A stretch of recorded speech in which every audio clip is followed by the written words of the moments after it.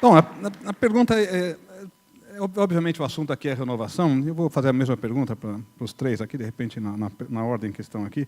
Mas a gente sempre vê renovação. Em 2014, acho que foi o recorde de renovação no Congresso, né? Então, a gente está vendo agora, enfim, vocês todos mobilizados aqui, aliás, mencionando que o Felipe é pré-candidato oficial ao governo do Estado de São Paulo pelo PSDB, e o Eduardo Leite Pelintani é pré-candidato não oficial, segundo me foi dito, destacar, então, também ao governo do Estado do Rio Grande do Sul, né? Então, nós estamos falando de pessoas no Executivo, uma renovação importante, e também um trabalho mais de preparação de políticos. Então, eu queria que vocês comentassem um pouco como vocês veem a renovação, né? O que a gente pode esperar que aconteça, seja no Legislativo, seja no Executivo, e qual é a contribuição que vocês vão dar e o impacto que vocês esperam ter, né? Em função dos diferentes objetivos que cada um escolheu para si. Tá legal. Em primeiro lugar, boa noite. Queria agradecer a todo mundo pela presença. Como conselheiro do CLP, estou muito feliz de poder estar aqui também e agradecido ao Felipe, a Ana e agora você, Fábio, aí por esse papel tão importante e pela força que o CLP exerce dentro da formação de novos líderes públicos.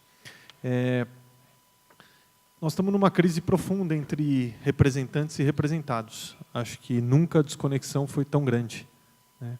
Isso não é só nessa sala, isso é em todos os estratos sociais e ideológicos da sociedade brasileira. E tem um contexto novo, né, que eu acho que assim, a sociedade está pedindo renovação, ela quer eleger representantes que venham de fora da política, só que, ao mesmo tempo, tem um diagnóstico de que, se a sociedade não se mobilizar, essa renovação ela vai continuar sendo hereditária, como ela foi nos últimos 100 anos, né? Hoje, 60% do Congresso brasileiro tem alguma relação sanguínea, né, entre os anteriores e os atuais. Então, a gente vive um problema que é uma crise de representação, né, onde a sociedade não se enxerga na classe política, pedindo para que novas pessoas ocupem esse espaço, né, como foi dito no painel anterior, mas, ao mesmo tempo, se a gente não se mobilizar enquanto sociedade e a gente não criar condições para que pessoas boas, competentes, éticas, ocupem esse espaço, isso não vai acontecer. Eu acho que está muito claro para todos nós, né? Eu acho que nessa sala hoje aqui a gente tem um grupo grande de pessoas que pretendem se candidatar, né? E se a gente não apoiar essas pessoas nessa jornada, elas não vão. A decisão política ela é duríssima. Você imagina uma pessoa que tem competência, capacidade, poderia estar empregado na empresa de qualquer um de nós aqui, como em qualquer cargo, e a gente diz para essa pessoa, legal, vá para a política. E essa pessoa tem conta para fechar no final do mês, como todos nós, ela tem as obrigações dela de dia a dia, ela tem família para cuidar, e a gente acha que essa renovação vai acontecer num passe de mágica. Gente, não vai acontecer. E essa é uma reflexão importante para a gente trazer nesse jantar hoje. Não basta a gente ficar na janela das intenções. A gente tem que dar um passo além. É muito importante que a gente honre a decisão dessas pessoas de se dedicarem ao país. Tem muita gente fora do espectro político, com competência, capacidade, tem histórias lindas de vida de gente que nós temos a obrigação de apoiar, para que elas possam ter o mínimo de condição de competição com o establishment, com o status quo, que é quem não quer se renovar. A classe política brasileira já mostrou, por A mais B, que não tem intenção nenhuma em passar por um processo de renovação. Isso vai acontecer na medida que a gente fizer muita força. E tem muitos movimentos da sociedade civil acontecendo, indo nessa direção. Mas esses movimentos precisam de articulação e recurso.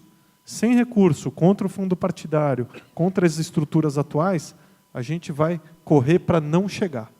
E essa é uma mensagem importante para que a gente se consolide dentro dessa visão, para que a gente consiga transformar essa energia e essa vontade transformadora dessas pessoas em representantes que, de fato, nos representem. Muito bom. Eduardo. Tudo bem. Boa noite a todos. Muito obrigado aqui pelo convite, Luiz Felipe, Eduardo, Fábio. Vou tentar ser bem objetivo. a gente tem que ter essa disposição de trabalhar a renovação na política, mas tem que ter muita estratégia também, porque as regras eleitorais estabelecidas, elas favorecem quem já está hoje ocupando os seus cargos, os seus espaços. E favorecem como? Se você somar todos os votos que tem os 70 deputados federais de São Paulo, por exemplo, eles chegarão a em torno de 30% do eleitorado terá votado nesses deputados. Ou seja, 70% do eleitorado paulista votou em outros candidatos, votou pela renovação, mas dispersou o seu voto em centenas de candidatos. Então, quanto mais candidatos, o que teoricamente é interessante do ponto de vista democrático, mais interessa os que lá já estão também, porque o voto da renovação se dispersa tanto, e eles que estão, em geral, em campanha há 4 anos, porque a estrutura que tem disponível nos mandatos, em regra, com, claro, boas exceções que nós temos, ainda bem, são utilizadas muito mais para atender os seus propósitos de reeleição do que, efetivamente, suporte ao mandato, tecnicamente. Então, estão há 4 anos visitando com combustível pago, rodando o Estado, fazendo uma campanha, no final das contas. Eles estão em uma posição privilegiada. Se nós quisermos efetivamente renovação, nós também temos que olhar com estratégia de colocar as candidaturas e apostar corretamente em candidaturas que se viabilizem, né? E buscar viabilizar os nomes que possam representar agendas claras, porque não é o novo pelo novo também, não é nem o novo na idade, é o novo nas ideias, é o que eu sempre digo, sempre me buscam destacar a minha juventude na idade, e já fui bem mais jovem antes de ser prefeito, envelheci bastante em 4 anos de mandato. A gente não é o novo pelo novo, a novidade sem um conteúdo. Tem que ter agenda clara, tem que ter projeto, tem que ter capacidade técnica. Eu ouvi do ex-presidente Fernando Henrique, que não me pediu segredo em relação a isso, que a política brasileira se acaipirou. Não é só um problema de más pessoas na política, no sentido de pessoas mal intencionadas. É o problema da falta de conteúdo, de capacidade técnica. Uma pessoa pode até ser bem intencionada, mas não tem as habilidades e as competências, o treinamento, a capacidade técnica de oferecer uma contribuição qualificada. Bom, e essas pessoas bem intencionadas a gente tem que trazer por esses movimentos tantos aí que já existem, estão aqui sendo destacados, e capacitá-las, formá-las, dar a elas a capacidade de uma boa contribuição, para que essa boa intenção e essa indignação se transforme em ação concreta. O segundo ponto que eu gostaria de destacar, eu tive também a oportunidade de ser, agora no início do mês, um dos 11 jovens que foi escolhido para um encontro com o presidente Barack Obama. Foram selecionados 11 jovens do Brasil, de diversos estados, e me escolheram. Eu era o único político que tenha exercido um mandato eletivo. Os outros que estavam lá trabalham em movimentos sociais importantes que buscam fazer transformação social nas suas comunidades. Cada um teve a oportunidade, a gente ficou 1h30 conversando com o presidente Barack Obama, sentados à mesa com ele, e ele queria nos ouvir sobre como a Fundação Obama poderia ajudar em transformação social. E cada um falou, e eu, quando tive a oportunidade de falar ali, disse: todos os que estão nessa mesa são igualmente importantes, ninguém é mais importante do que ninguém. Mas a gente tem que reconhecer uma coisa: se governo não funcionar bem, todas essas iniciativas que estão aqui apresentadas são como enxugar gelo. Todos os movimentos, todos os trabalhos de organizações que estão trabalhando, seja na educação, para trabalhar em saúde, para trabalhar em empreendedorismo, seja qual for, se o governo não fizer a sua parte, essas outras ações não têm quase que significado, vão ser frustrantes para todos. E por isso a gente precisa atuar em governo. E como é que se chega em governo? Através da política. Evidentemente que, eu dizia isso ao presidente, tem que ter trabalho sim para formação de redes, formação e capacitação de lideranças, para oferecer-se um trabalho qualificado na política. E, por último, e encerrando essa minha primeira manifestação aqui, nós temos que ter um cuidado. Aqui eu mesmo já incorri, talvez me tomei cuidado para não incorrer nesse erro aqui.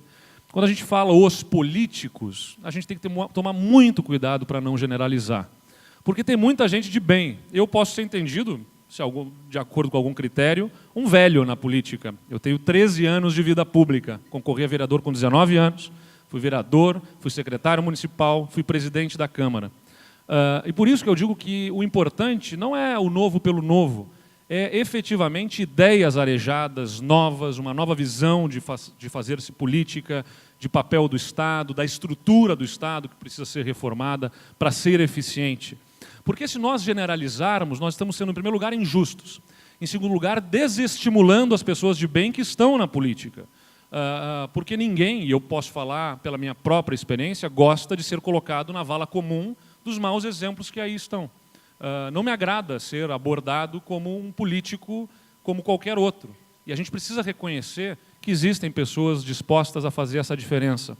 E para arrematar, já que a gente sempre tem que colocar uma frase de efeito, tem uma frase que eu gosto bastante, que é de um ex-atleta americano e que escreveu um livro em que um personagem dizia o seguinte: o segredo da mudança é focar a sua energia em construir o novo e não em destruir o velho. Se a gente ficar focando justamente no velho, no que passou, e lutar contra eles, nós estamos perdendo a oportunidade de construir algo novo. Então, vamos dar menos atenção em falar mal deles e vamos dar mais atenção em valorizarmos o tanto que pode haver de mudança, o tanto que pode haver o novo na política. Muito bom, muito obrigado. Felipe.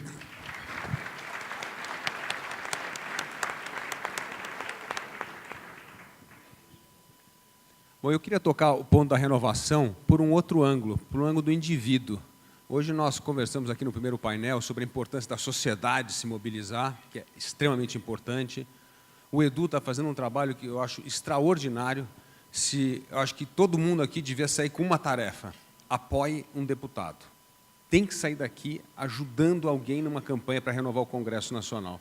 Portanto, o Renova tem não só total respaldo meu como pessoa do CLP, mas eu acho que devia ser uma obrigação de todos os cidadãos que estão aqui. Se cada um de nós influenciar na eleição de um deputado, nós vamos melhorar o Congresso. Nós vamos ter um Congresso com gente mais virtuosa, como o Edu disse. Mas eu queria falar da renovação do ponto de vista pessoal. Como é que nós chegamos à conclusão que chegou a hora de entrar no jogo? Eu falo que toda ajuda é bem-vinda, mas toda ajuda é a ajuda da torcida. Quem decide o jogo é o jogador, é quem está no campo. E só está no campo quem tem voto. O resto é torcedor, é técnico, preparador físico, mas você tem que estar no campo, tem que ter voto. Eu relutei durante muitos anos a entrar no jogo político. Eu sempre fui incentivado a entrar no jogo político. Todo mundo falou: nossa, você é apaixonado por política, você tem que entrar no jogo político. E eu nunca entrei por duas coisas. Primeiro, eu, como Roberto Campos, achava que as minhas ideias estavam dissociadas da sociedade que eu vivo. As coisas que eu acredito, os valores que eu prego. É algo meio estrangeiro numa sociedade que gosta do Estado paternalista, que gosta do populismo, que gosta do autoritarismo. O Brasil de 1930 aos dias de hoje, exceto o governo do Fernando Henrique e Juscelino Kubitschek, era uma interação de governos autoritários com governos populistas. Isso é um desastre para o Brasil. Eu falei: eu não tenho vocação populista, não tenho vocação autoritária, gosto dos ideais liberais e, portanto, não consigo entrar numa política eleitoral aqui, não vou ficar de fora. Mas aconteceu uma coisa extraordinária. Agora, essa agenda, que era de uma minoria, virou a agenda da sociedade. Essa é a agenda que as pessoas estão clamando. Se na minha geração, um pouco mais velho, o sonho dos brasileiros era ser funcionário do Banco do Brasil, da Vale do Rio Doce ou da Petrobras, hoje todo mundo quer ser empreendedor, todo mundo quer ser o novo Zuckerberg, todo mundo quer criar novos negócios. Então, esse Brasil de jovens empreendedores mudou a questão dos valores, que o Fábio tanto menciona. Segunda coisa que mudou: os jovens têm esse espírito público, estão preocupados com a vida pública. O Vem para a Rua só existe porque tem jovens que vão para a rua, que essa indignação os leva a se preocupar com o mundo público. Então, quando eu pensei, falei: hoje existe um contexto favorável para o tipo de mudança que eu represento. E fiquei muito contente quando o convite veio do PSDB. Por quê? Porque é um partido grande, de bons quadros, que também está preocupado em renovar, que sabe que se apostar nos velhos nomes vai perder as eleições, que está em busca de novos nomes. Segunda coisa importante, eu falo que é a consciência do travesseiro. Se nós não entrarmos na política eleitoral agora, em 2018, nós vamos viver com remorso para o resto das nossas vidas se o Brasil descarrilhar. Nós não vamos, mesmo que a gente vá mudar para outro país, você vai dormir e pensar assim, eu não fiz o suficiente para salvar o meu país das garras de mais uma geração de populistas que vão destruir o Brasil, porque o Brasil está numa questão muito frágil, para os próximos 20 anos, não é para os próximos 4. A geração dos nossos filhos terão um Brasil muito pior. Aliás, nós seremos a primeira geração da história do país a deixar um país pior para os nossos filhos. Então, 2018 é um ano crucial. Nós temos de estar nesse jogo. Não podemos estar só na arquibancada. A arquibancada é importante, mas a gente tem que entrar no jogo. E entrar no jogo só tem ônus. Bônus não tem nenhum. Muda a tua vida, da sua família, dos teus negócios. Não tem nenhum ônus. Bônus, só tem ônus. Mas é fundamental. A gente tem que salvar o país no sentido de que o país não pode descarrilhar. E para isso tem a história de resgatar os valores. Os valores da política, os valores da virtude da política. Demonizar a política é fragilizar a democracia. Demonizar a política é destruir a credibilidade das instituições democráticas. Demonizar a política é fomentar o caminho para o surgimento de mais líderes populistas. Portanto, a nossa missão é ir contra a maré nesse momento, é valorizar a política, valorizar as pessoas que querem entrar na política, apoiá-las, dizer sim que a política é uma atitude nobre, de prestação de serviço, de missão à sociedade. Se a renovação começa por a nossa mudança de atitude em relação à política. Ou nós mudamos de atitude em relação à política, ou a renovação não vai acontecer. Vamos continuar a ser os cidadãos que, em discurso, enaltecem a Lava Jato, põem sticker no carro, eu apoio o Moro, mas para em fila dupla, passa no sinal vermelho e guia no acostamento da estrada quando a estrada está cheia. Essa sociedade não muda. O que muda é a nossa atitude, o nosso exemplo e as nossas escolhas. E eu, pela primeira vez, estou preparado para entrar nesse jogo com absoluta convicção de que é uma forma de tentar ajudar a mudar o Brasil. Não fora do campo, como eu fiz no CLP, mas agora dentro do campo.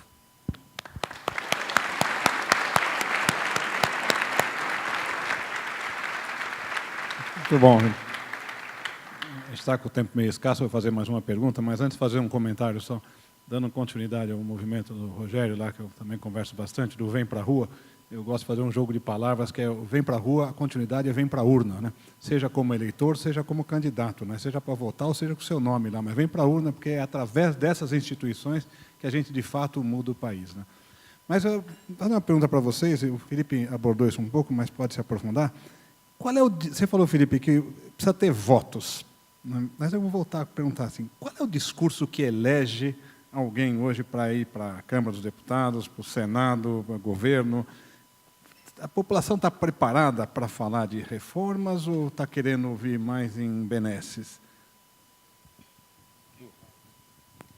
Não, eu já estou fazendo isso, né? Eu estou viajando, falando.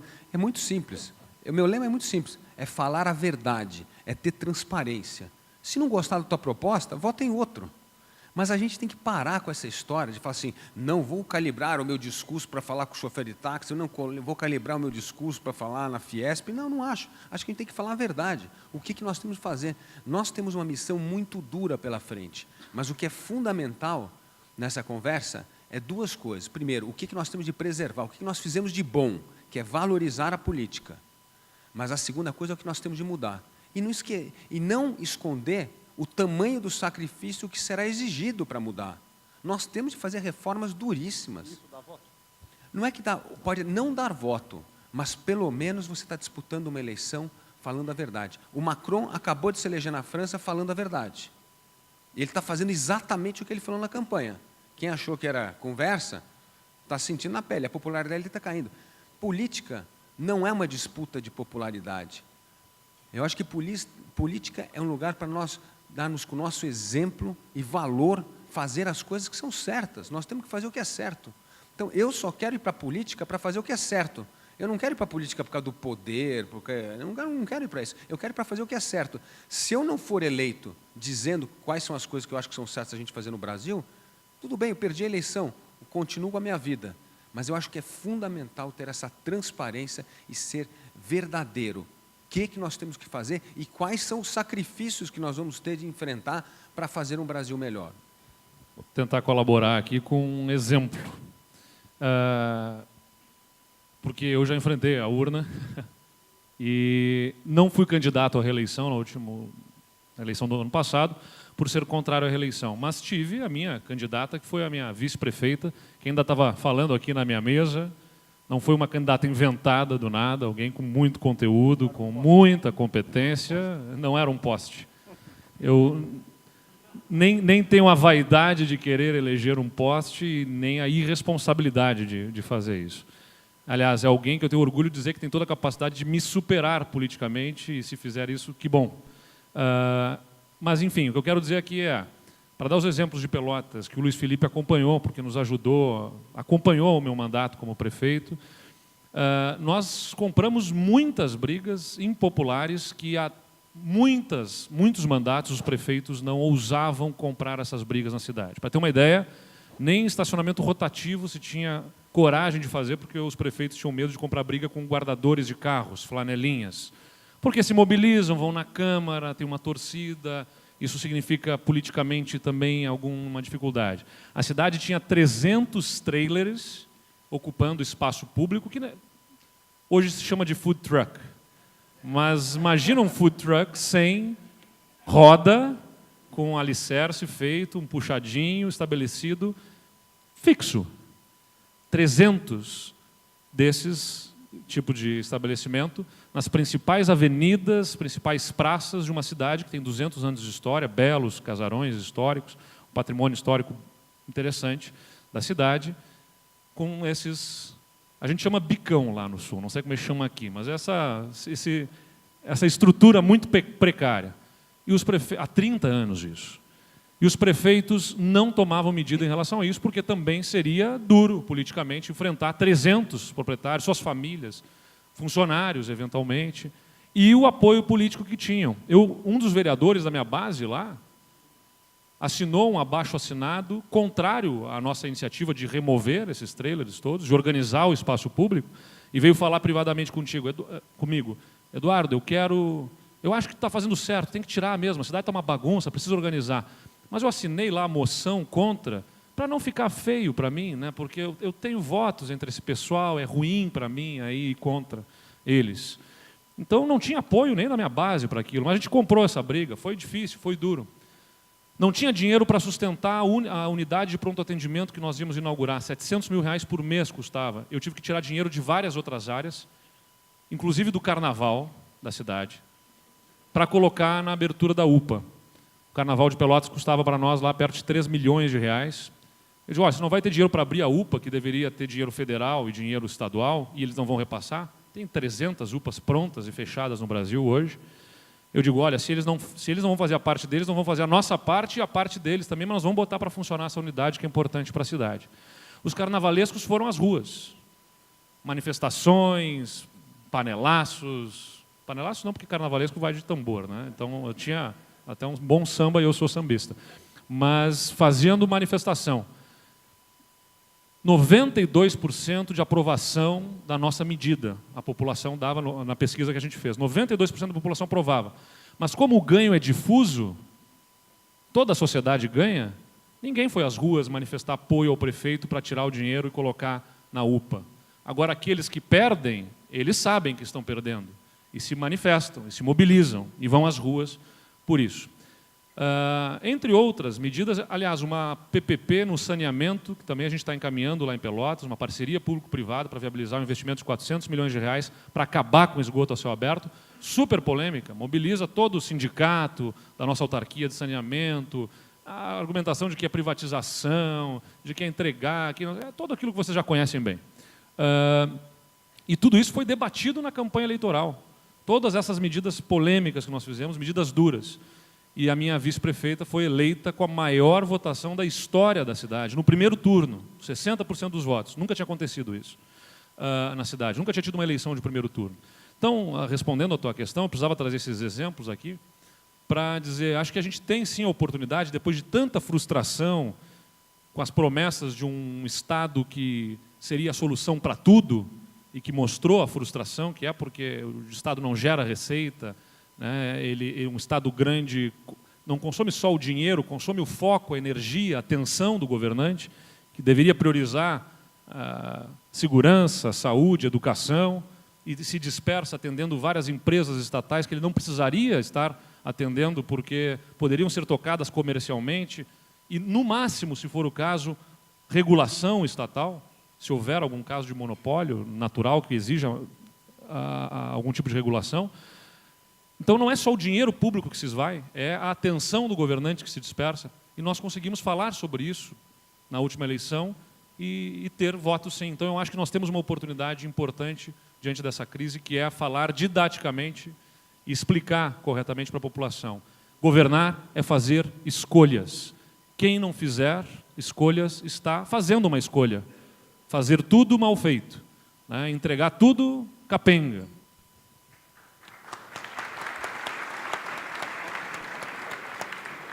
Queria, em primeiro lugar, lamentar que eu não pude frequentar então o carnaval lá de Pelotas, um grande carnaval. Vai ter atendimento de saúde. Tá ótimo. Bom, acho que longe de conhecer o que leva ao sucesso eleitoral, porque acho que assim está longe também de ser uma fórmula exata, eu acho que a gente está hoje vivendo, de uma certa forma, cada um numa bolha. E a gente está falando muito para nós mesmos, né? A gente entra nos falsos dilemas do tamanho do Estado. É Estado grande, Estado pequeno, a gente quer um Estado que funcione. Se ele é grande ou pequeno, acho que é pouco importante. E isso, aqui nessa sala, né, somos todos privilegiados, porque dependemos muito pouco do Estado. Quando a gente fala da população da base da pirâmide, essa população depende muito de um Estado que funcione. Ela é a que mais sofre com essa inoperância que a gente vive hoje e essa estrutura que privilegia os corporativismos em detrimento do cidadão. Então, acho que essa está muito claro o que o cidadão quer. Também a gente está vivendo hoje uma política onde o cidadão quer ser empoderado. Ele quer compartilhar dessas frustrações e ele quer poder, enfim, ser parte nessas decisões. E acho que existe uma desconexão de forma de atuação do governo e dos governantes em relação à população. E isso precisa ser atualizado com urgência. Mas tudo isso colocando em cima de um ponto que eu acho que é o mais essencial. A gente no Brasil precisa recuperar a capacidade de sonhar. A gente está hoje completamente entregue, enquanto país, olhando e falando, bom, para onde nós vamos? Fluxo migratório da elite para outros países, coisa que nunca tinha acontecido e está acontecendo. As pessoas desesperançosas. E eu acho que assim, essa é a narrativa que a gente deveria encontrar. O que nos une, não o que nos separa. Tem um monte de opiniões de cada um que, às vezes, colocam uma distância. Cada pessoa aqui tem uma visão em relação à legalização de drogas, aborto, papel de fulano, ciclano e beltrano, tudo isso não importa. O que importa é a gente encontrar os pontos de convergência. Isso está faltando no Brasil. Eu acho que isso é o que vai nos dar a capacidade de voltar a sonhar enquanto nação.